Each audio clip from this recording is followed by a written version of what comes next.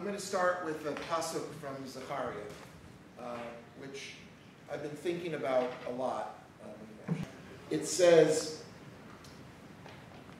"It will come to pass that just as you were a curse among the nations, O house of Judah and house of Israel, so will I save you, and you shall be a blessing." And then later on at the end of this chapter, it says, "And many peoples and powerful nations shall come to entreat the Lord of hosts in Jerusalem and to pray before the Lord. So said the Lord of hosts, in those days when 10 men of all the languages of the nations shall take hold of the skirt of a Jewish man, saying, 'Let us go with you, for we have heard that God is with you.'" I don't know about you guys, but given what we're experiencing today in the world of technology, this is happening now. I see a couple of friendly faces in the audience. In my office, and I'm pretty sure it's true for Michael and many of my colleagues, we are seeing a veritable cornucopia of the nations streaming their way to this country. And it's not just, by the way, the Feast of Tabernacles where people are dancing in the streets. We're talking about investors. From literally this week, I've seen Bulgarians, Chinese, Singaporeans, Colombians, Germans, Koreans. I mean, and you just have no idea. And the biggest companies in the world are coming here, literally grabbing the skirt or the cloak of a Jew and saying, "Take me to your leader." Okay? They want to understand what the heck is going on here. Why is this country emerged as such a source of innovation? And I don't know how much people understand about what is going on. But just I'll share with you a data point from a week and a half ago in Forbes magazine. They were talking about how many AI startups there are in the world. AI is a very important buzzword. If you want to be buzzword compliant, you must know what AI is. Artificial intelligence, okay? You know, any company or business plan you're generating, make sure there's an AI angle, okay? That's probably the best advice I can give you tonight. But in any event, it turns out that the United States leads this with 1,300 and change AI startups. Number 2, of course, is China with 380 AI startups. And number 3 is Israel with 360. So China and Israel basically have the same amount. By the way, Germany is like 8 with 100. So Israel has the same number of artificial intelligence startups as all of China, for crying out loud. We are 9 million people. You can stick us in a little suburb of one of their cities. And we have 4 times the number as the Germans, who are 10 times our population. This is weird. This is why they are coming. It's not just for the AI, but it's for autonomous driving and precision agriculture and big data and drones and you name it, digital health, where Israel is now leading in so many areas. And they come and they ask, what is, take me to your leader. But what they really ask is, what is the secret sauce? What makes you this fertile of a people? Why? And so, a normal sort of gut reaction, people like us, is we pull out the book Startup Nation and say, read. And that's a pretty reasonable response. You can do a lot worse than that. It's a great book, by the way. Like it. Friends. You're in it. Brilliant. I'm in it. But the book doesn't finish the story. The book talks about the special secret sauce of Israel. About the culture, about the chutzpah, about the questioning authority, about the army, about the immigrant nature of the country.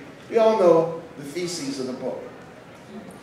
But what the book fails to make explicit, which I want to do tonight, is that the secret sauce is not Israel. The secret sauce is Jews, is Yiddishkeit, is Judaism, is the Jewish people.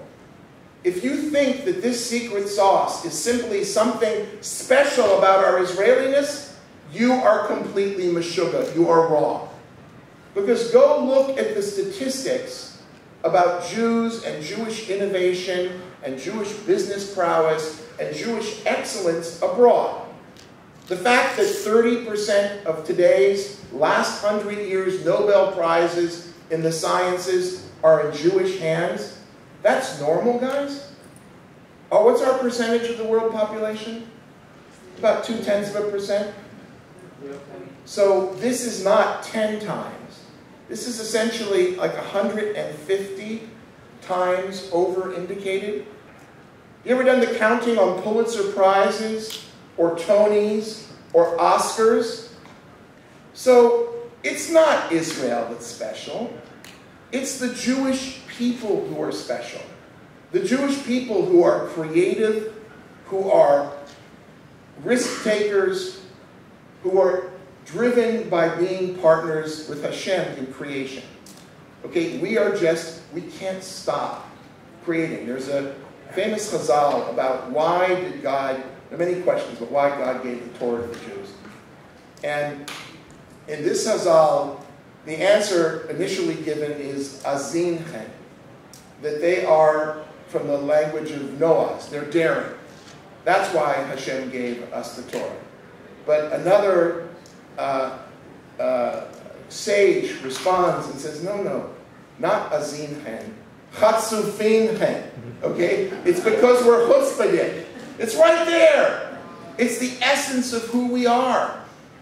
If you look, as Michael, I think, did a spectacular job with Avraham Avinu, all of this is right in the Torah. We have no problem with money. Okay, our Torah greats all were very heavy. So they were heavy with flocks. Okay, Yitzchak was the first great hydrologist.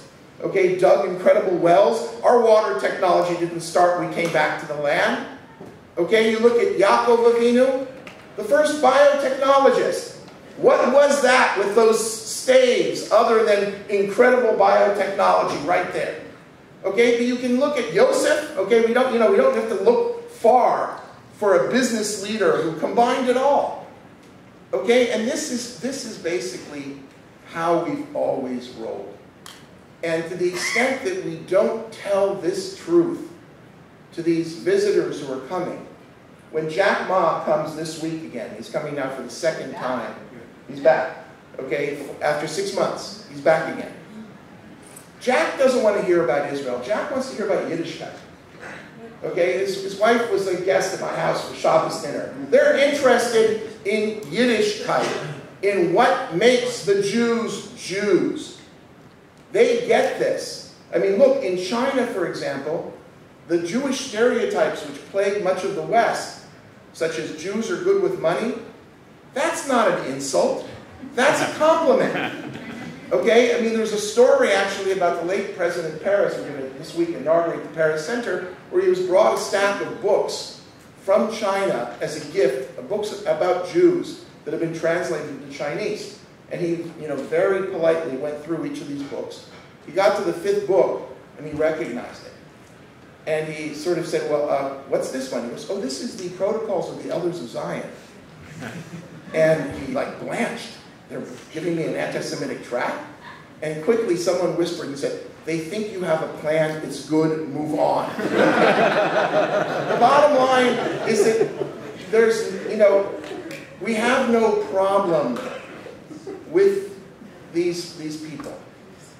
They're coming here looking for our leader.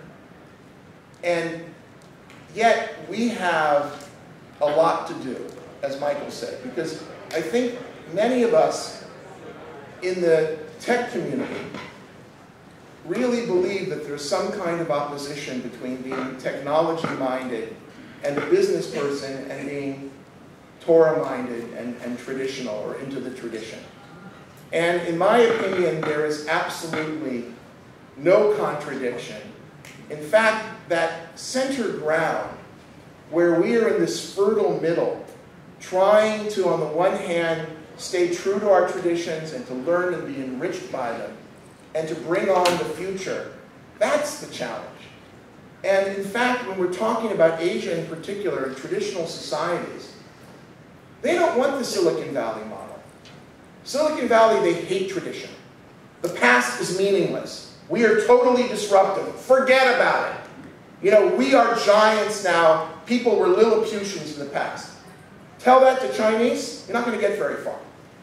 Okay, there is a common respect for tradition, for elders, filial piety. And the fact that Israel can potentially posit a different model, a model whereby we are faithful to our past, but we are building the future, that's important.